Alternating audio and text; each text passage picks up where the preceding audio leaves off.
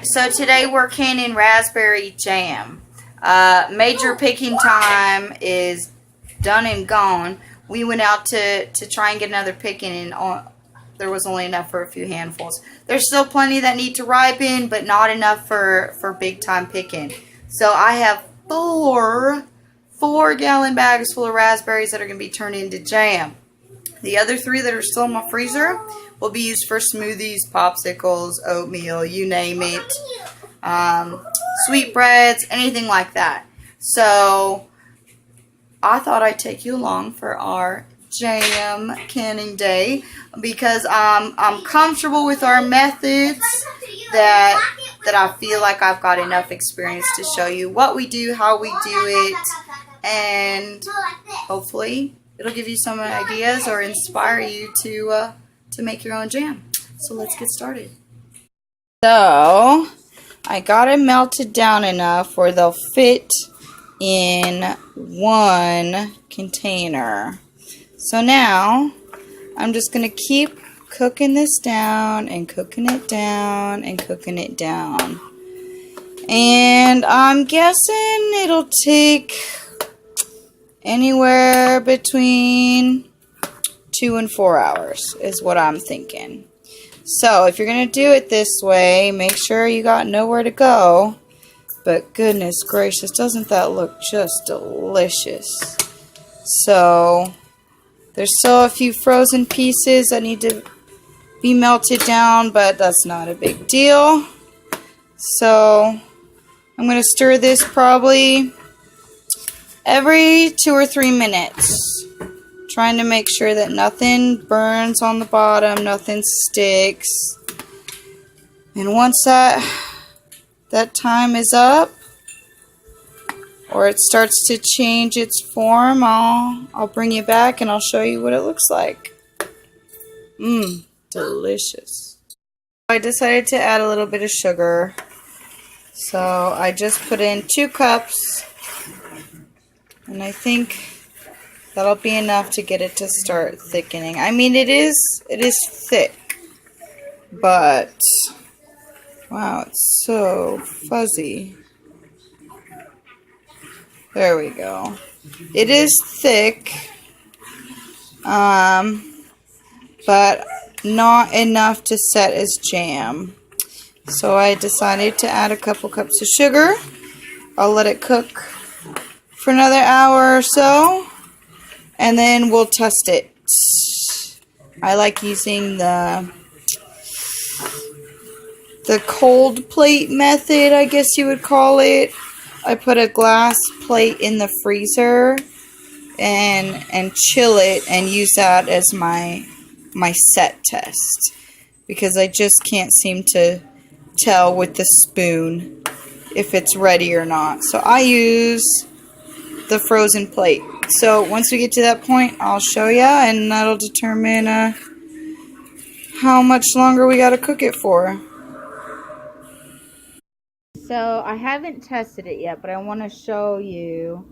You can see this boiling. Look at, you see that? You see how thick the top layer is? And then when I mix it all up, it like releases the heat and it starts boiling even more. So I'm pretty sure this is ready. I'm still gonna test it just to be sure, but I think we're good to go here, and we can start canning them up and get them in the water bath canner that I have. Got the water warming. So let's give this a good test run.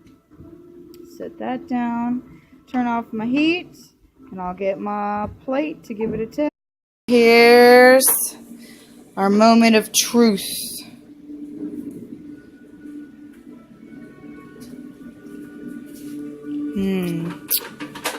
Now that trail stays separate. I could probably cook it down a little bit longer, but for my satisfaction, that's good enough. So I think I'm ready to get this into some jars and we'll get them in the canner. My supplies, I've got a towel laid down, my jam, my funnel and jars ladle, a spatula type utensil to make sure all air bubbles are out. I have my lids and my rings and my daughter's Barbie doll.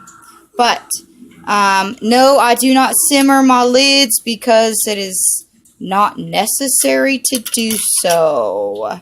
I wash and dry them. My jars I wash and then sanitize in the oven for about 20-25 minutes before I use them. So I'm going to ladle in this jam, which is still full of berries and delicious goodness, until it's about a 1/4 inch from the top. So I'll get this ladled in. Oh gosh, that's cutting it close. So that's what my paper towel is for. Set that down. I'll just kind of set this in here. Make sure there's no air bubbles. We'll wipe the excess back into the pot. And then I have a damp paper towel that I'm going to use to wipe the rim to make sure nothing's on it, which I'm going to have to do again because I'm going to end up taking some of this out. This is too full. I don't want it this full. So let's see if I can't just scoop some of this out real quick. Let's do just a little bit more. So that's better. That's what I'm looking for. Okay, so that looks much better. So I'll re-wipe this rim. Grab my handy dandy magnet. Grab a lid. Set that on top. And I'll take a ring. Now they say finger tight. And to me, that means as tight as you can get it with your hands. These do loosen up in the canner, so I try to get these on pretty tight. But I can't do it two-handed. So I'll tighten this up, put it in the canner, and I'll do that until either my canner's full or run out of jam. And then we'll go to the next step. Now that cooking is all done, this canner's got 10 half pints of jam being processed. They will be processed for 10 minutes. After those are done, I have 2 full pints to process. Those will go in for 15.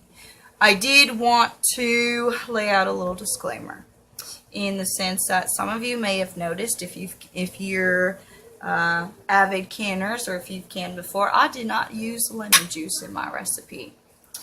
Not every jam recipe calls for lemon juice. Lemon juice is typically used to change the pH of the fruit and your jam to help with the set and act as a preservative.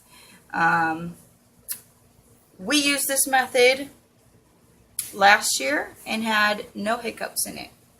We canned, I think it was either 9 or 11 jars of jam last summer and ran out just as this summer started, almost a whole year. Never had any issues. But I will say this, do your own research. Make sure you're comfortable with it and you know all the ins and outs. You can assess whatever possible risk may be there. Now my raspberries, these are wild black raspberries, they have enough natural sugars and pectin on top of the long cooking time, which was almost 3 full hours, to act as preservatives and to prevent any bacterial growth. Now this is not a 100% method. There is still a chance that that could happen. But like I said, I'm comfortable with it. We've done it before, and we haven't run into any issues. And how many generations before us did something similar? So, just saying. Anyways, that's my piece. We got our canning done. I got to get cleaned up and get dinner started now. So, I hope y'all are having fun doing your own canning, and we'll see you next time.